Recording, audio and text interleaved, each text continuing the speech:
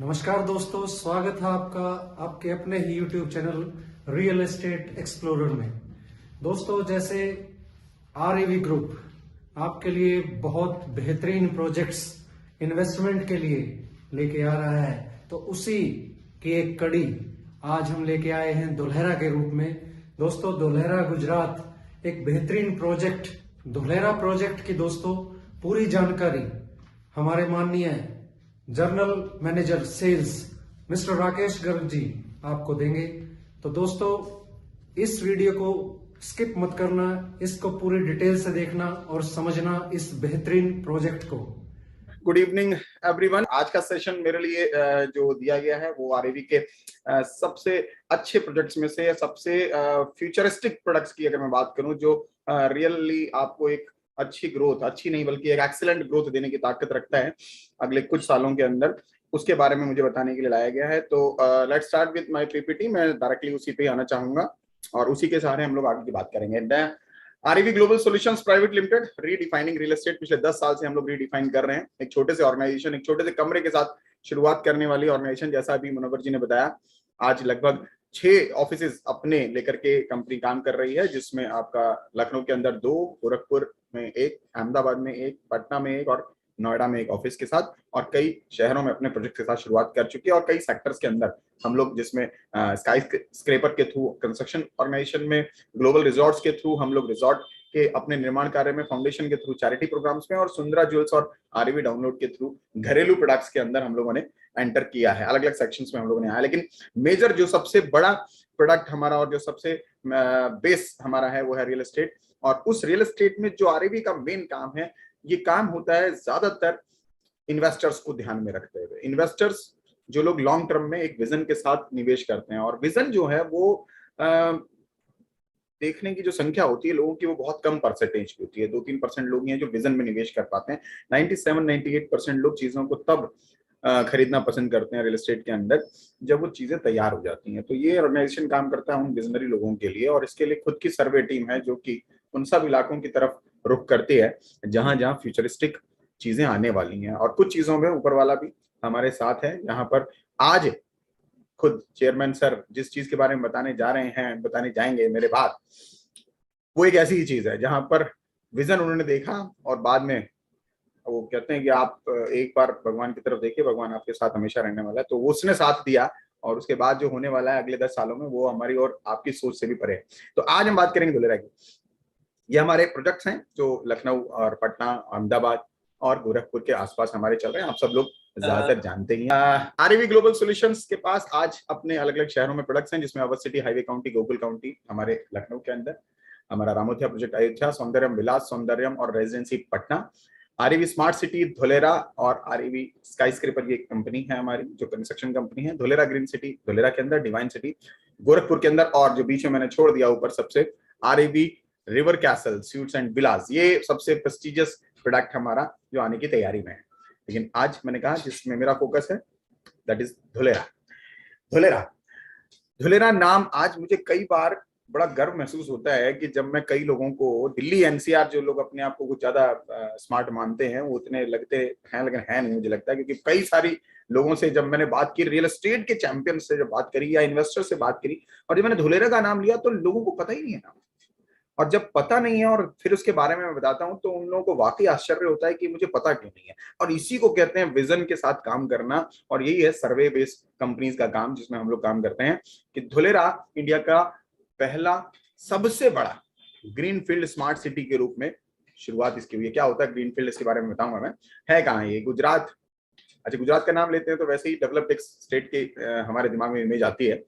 उसके अंदर एक जिला है अहमदाबाद, और उस अहमदाबाद के अंदर एक छोटा सा गांव हुआ करता था कभी धोलेरा के नाम से।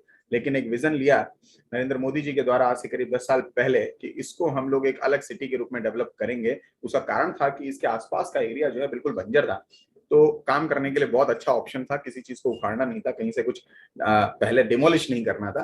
तो धोलेरा को ध्यान में रखते हुए उसके साथ एक एसआईआर यानी स्पेशल इन्वेस्टमेंट रीजन का दिमाग आया, और उसको फाइनलाइज किया। ये एक प्रपोज लैंड प्लान बनाया कि हम इसके अंदर क्या क्या करेंगे, कहाँ इंडस्ट्रीज होंगी, कहाँ आईटी पार्क्स होंगे, कहाँ पर डेवलपमेंट होगा, कहाँ पर रेजिडेंशियल होगा, क्या क्या चीजें कहाँ कहाँ रहेंगी, हर चीज की डेवलपमेंट का काम किया गया। अब ये मोदी जी द्वारा नहीं किया गया, इसके लिए पूरी एक टीम है। इसकी वजह क्या है इसके पीछे? वजह सबसे पहला है एकोमोडेशन। जो ग्रोथ पॉपुलेशन का बढ़ता जा रहा है, उसकी वजह से एकोमोडेशन की लगातार जरूरत बढ़ती जा रही है, रहने की जगहों की जरूरत बढ़ती जा रही है। मेट्रो सिटीज की हालत ये है कि वो अब संभाल नहीं पा रहे हैं अपनी पॉपुलेशन को, जिसकी वजह से पोल्यूशन भी लगातार बढ़ रहा है। इंडस्ट्रियल ग्रोथ एम्प्लॉयमेंट के लिए बहुत जरूरी है, और इंडस्ट्रीज जितनी बढ़ती हैं उतना पोल्यूशन बढ़ने की भी चांसेस रहते हैं। तो इसके लिए करना क्या होगा? उससे पहले एक आंकड़ा है पॉपुलेशन का, अगर मैं बात करूं कि 100 साल पहले अगर हम जाते हैं तो पॉपुलेशन जो शहरों की थी वो मात्र 2.5 करोड़ लोगों की थी, जो कि करीब 2011 तक आते आते, सन 1900 से 2011 तक आते आते 37 करोड़ तक पहुंच गई, और शहरों का साइज बढ़ा।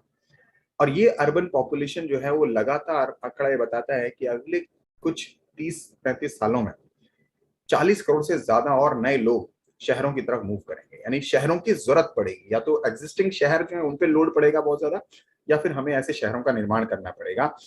अगर मैं एग्जिस्टिंग शहरों की बात करता हूं तो दिल्ली, पटना, कलकत्ता, मुंबई, चेन्नई, बैंगलोर, हैदराबाद, लखनऊ, ये सब शहर आज की डेट में अपनी ओवर पॉपुलेशन की वजह से बहुत ज्यादा विस्फोटक स्थिति में है। मतलब पॉपुलेशन की हालत ये है, दिल्ली जैसे शहर में हम जहाँ रहता हूँ तो कई बार ऐसा लगता है कि आदमी के ऊपर आदमी चढ़ा हुआ है सड़क के ऊपर, पॉल्यूशन की वजह और इसकी बढ़ोतरी का काम करते हैं। तो government is planning to create more employment with ease of living and with no pollution zone. अब कुछ ऐसी निर्माण कार्य करने की प्लानिंग है गवर्नमेंट की लॉन्ग टर्म में, कि जहां पर रहन सहन बहुत आसान सा महसूस हो और पॉल्यूशन फ्री जोन हो और एम्प्लॉयमेंट भी।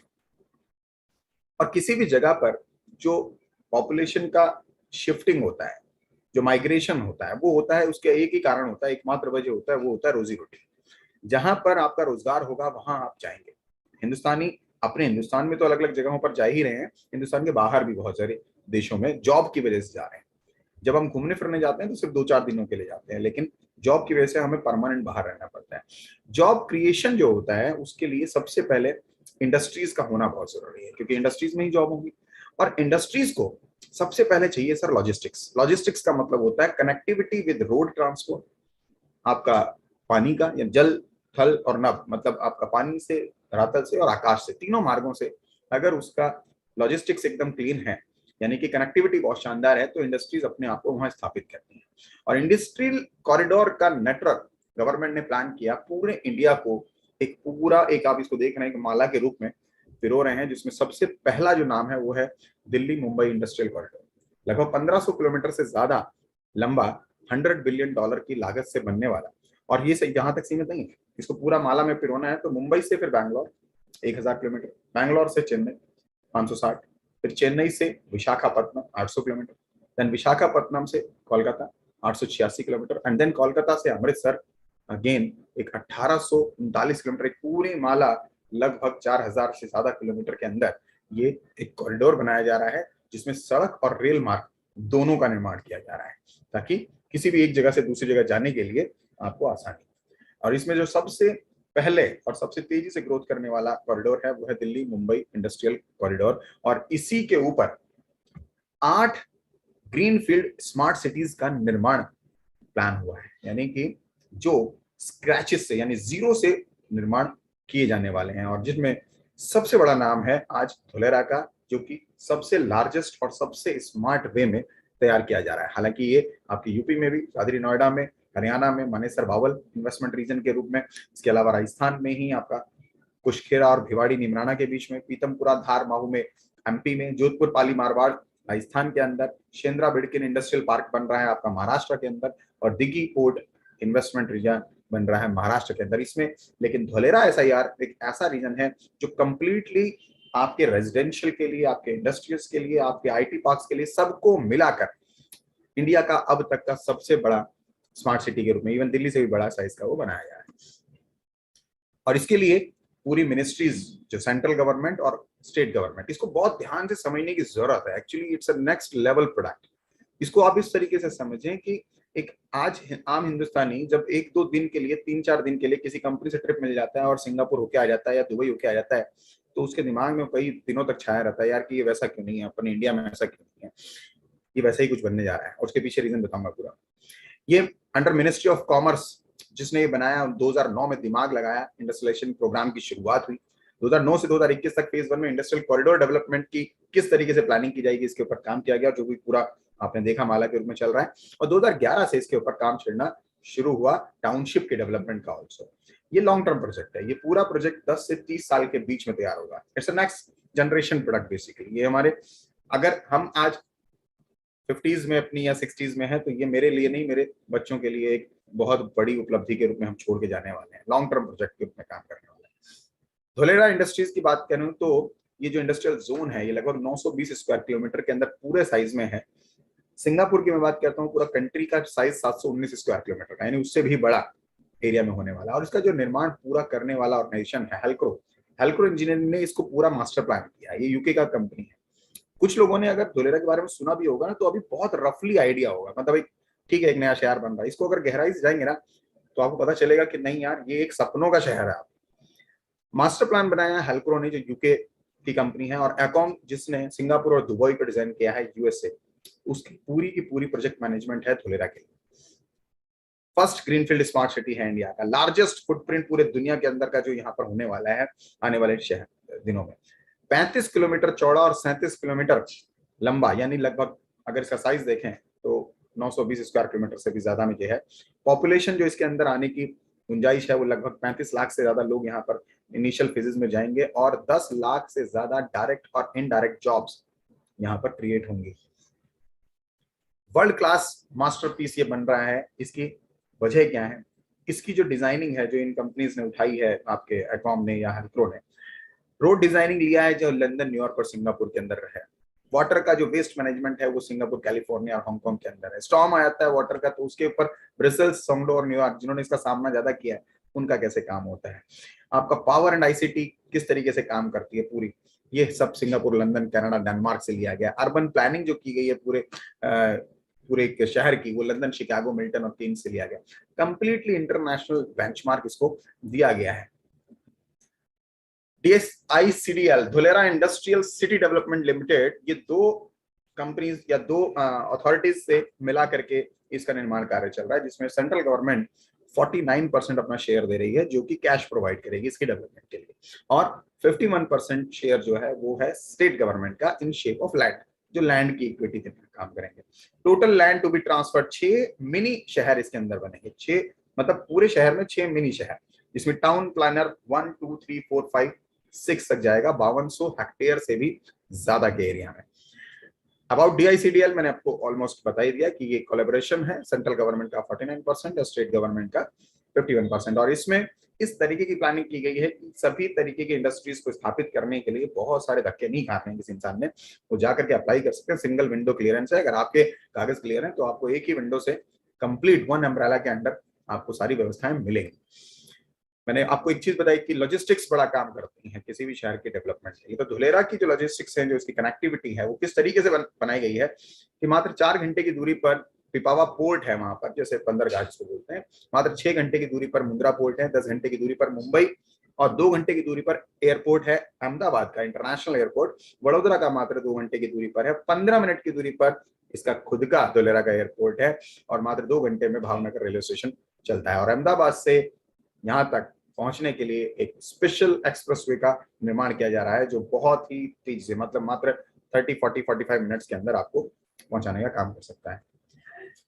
धोलेरा को, पूरे धोलेरा को एक कंट्रोलिंग टावर इसका बोल सकते हैं, administration and business centre of Dholera. एक ABCD बिल्डिंग पूरी बन चुकी है, ये ऐसा नहीं है कि ये अभी दिखाया जा रहा है, इसमें काफी कुछ हो चुका है। ये एक ऐसा बिल्डिंग है जिसका कंप्लीट शहर के जो सेंसर्स हैं वो एक जगह आकर के रिपोर्ट करेंगे।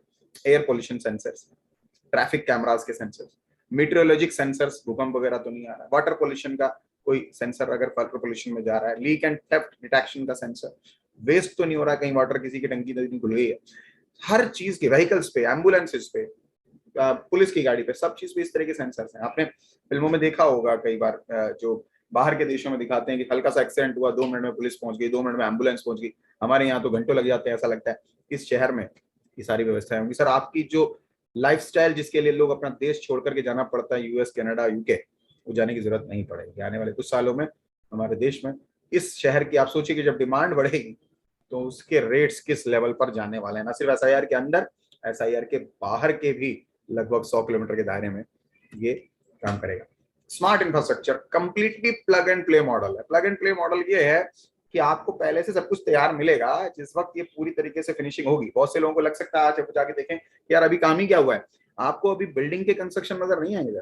अभी आपको बिल्डिंग्स के लिए जो चाहिए, जो अंडरग्राउंड काम हो रहा है, वो आपको दिखाई देगा कि उसके बाद बिल्डिंग बनाना बहुत आसान हो जाएगा। उनको बार बार सीवरेज खोदनी नहीं पड़ेगी। इनके जो सीवरेज पाइप्स हैं वो इतने बड़े हैं जिसमें 2 ट्रक एक साथ निकल सकते हैं।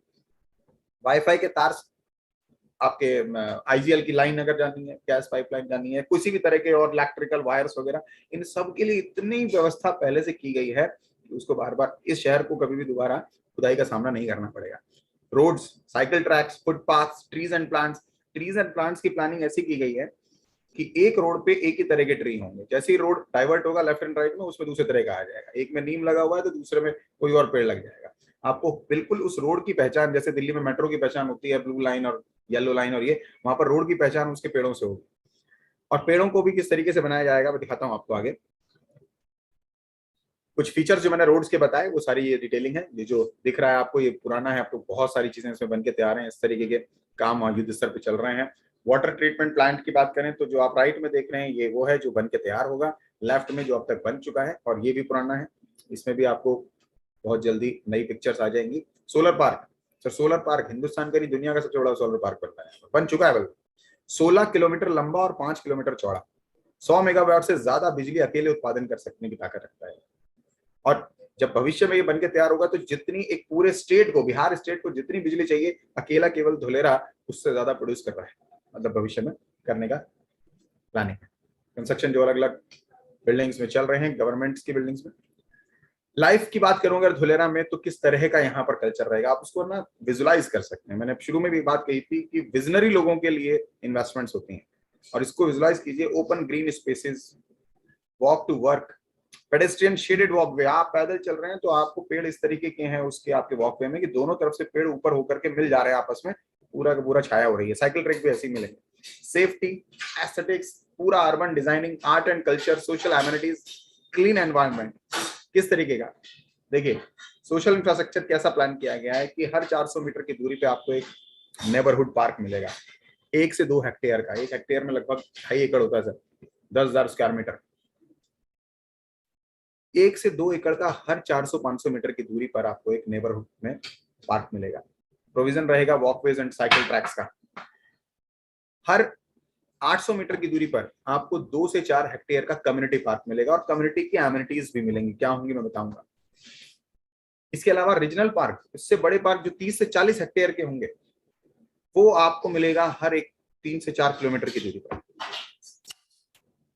आप इसको सोच सकते हैं। आप शेडेड पाथवेज होंगे किस तरीके के, देखिए नेबरहुड पार्क 5 मिनट की दूरी पर होगा हर घर से। ये सब आपने जब बाहर की फिल्में या देखी हो या बाहर की शूटिंग हुई हो कहीं तो वहां अंदाजा लिया होगा, ये सब यहाँ होगा और ये हो रहा है सर। हर 400-500 मीटर की दूरी पर आपको नर्सरी और primary school, religious centres, local market, dispensaries, mobile kiosk, hawkers के जोन रहेंगे, छोटे मोटे जो लगते हैं हॉकर्स, कन्वीनियंट शॉपिंग रहेगी। और हर 800 मीटर की दूरी पर इस तरह के थोड़े से बड़े पार्क, और एमिनिटीज में integrated schools, anganwadi, day care facility, community market, taxi and 3 wheeler stand, petrol pumps, electrical charging station and banquet halls. इसके बाद रीजनल पार्क्स बड़े 30 से 40 हेक्टेयर, ये हर 4,000 मीटर की दूरी पर। क्या होगा इसमें, scientific research institutes, general college and vocational training, professional college, hospitals, maternity homes, socio cultural centre and museum, multipurpose community halls, cinema halls, fire station, bus and truck terminals, ये हर 4 kilometre की दूरी पर आपको मिले। इंफ्रास्ट्रक्चर की वजह से इस आपको एजुकेशन, तमाम एमिनिटीज, पार्क, रिटेल्स, हेल्थ, जो जैसे मैंने बताया था शेडेड पाथवेज। आप राइट हैंड साइड में नीचे की तरफ देखिए तो आपको दिखाई देगा इस तरह के पेड़ वहां लग रहे हैं। किस आज लग गए हैं, 10 साल बाद वो आपको बड़े होते हुए नजर आ जाएंगे। आपको कितनी धूप क्यों ना हो, आपको वहां वॉक करने में दिक्कत नहीं होगी। साइकिल ट्रैक्स भी इसी तरीके के डिजाइन होंगे। पूरा लैंड यूज पहले से डिजाइन है, कहां कहां कितने बड़े पार्क होने वाले हैं, और इन सब की प्लानिंग के थ्रू ये होने की वजह से जो लॉएस्ट पावर कॉस्ट यहां पर होने वाली है एंटायर कंट्री के अंदर। Minimum wear and tear losses होने वाले हैं, अंडरग्राउंड डक्ट्स क्योंकि पहले से तैयार है पड़े बड़े, कोई दिक्कत इस शहर में रहने वाले लोगों को मेजरली नहीं होने वाली है। तो ये कंप्लीटली कार्बन फ्री सिटी होने की वजह से सर आपकी जो स्वास्थ्य है उसका, यानी आपकी जो लाइफ है उसमें भी इनहेंसमेंट करने का काम करेगी। इसीलिए लोग विदेश जाकर रहते हैं, ऑस्ट्रेलिया, कनाडा। इंडस्ट्रीज की बात करें अगर यहाँ पर, तो हर तरह की इंडस्ट्रीज के लोगों ने अपना शेयर लैंड के रूप में, यानी बड़े लोग पहले से विजनरी होते हैं, हमें जान जाते हैं, डिफेंस के लोग, general manufacturing, heavy engineering, auto, pharma, electronics, agro food processing, ये सब यहाँ पर ऑलरेडी स्थापित होते रह रहे हैं। इसको बना कौन रहा है? मास्टर प्लान हेल्को, जैसा मैंने बताया, यूके। प्रोजेक्ट मैनेजमेंट एकॉम, जिसने सिंगापुर और दुबई को डिजाइन किया है, यूएसए की। और क्यूब, जिसने एबीसीडी बिल्डिंग को बनाया है। एलएनटी, जिसने टाउन प्लानिंग की है, सीवेज ट्रीटमेंट किया है, कॉमन ट्रीटमेंट एफ्लुएंसी प्लान को काम करने का किया है, वाटर ट्रीटमेंट का प्लान दिया है आपके एमएस खुराना इंजीनियरिंग ने, टाटा पावर सोलर ने सोलर का, Dinesh Chandra are Agarwal Infracon ICT के ऊपर काम किया है, सद्भाव ने, जीएचपी ने और एमकेसी ने एक्सप्रेसवेज बनाए। ये सब मल्टी बिलियनर कंपनीज हैं। टोरेंट पावर ने पावर सप्लाई, जीआईएस इलेक्ट्रिक, जिसने ट्रांजिट का काम किया, मेट्रो रेल का निर्माण और एयरपोर्ट के लिए वाराह इंफ्रा लिमिटेड। अगर मैं बायर्स की बात करूं सर, हम और आप तो शायद अभी बहुत प्लान भी करेंगे तो छोटे 5 लाख, 10 लाख, 20 लाख, 50 लाख के लिए करेंगे,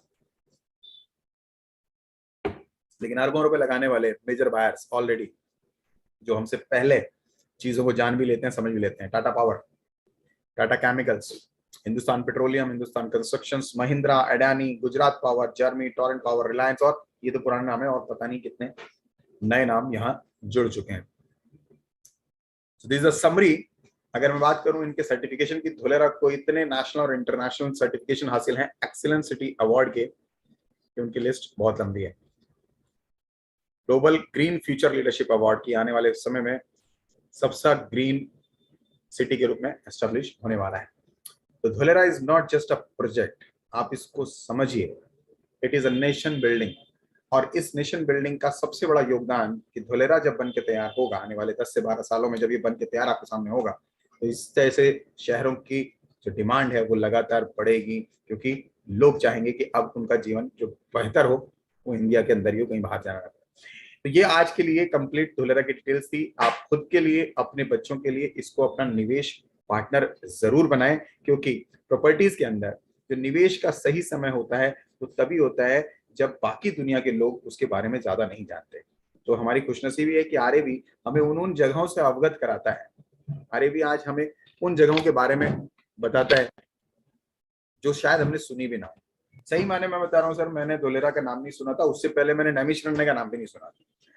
और अभी आपने धुलेरा जाना, इसको और गहराई से भी जानने की कोशिश की, जिसने आपको बुलाया उससे आप जरूर मिलें और अपने निवेश। तो दोस्तों, राकेश गर्ग जी ने बहुत ही बेहतरीन तरीके से इस पूरे प्रोजेक्ट की जानकारी आपको दी।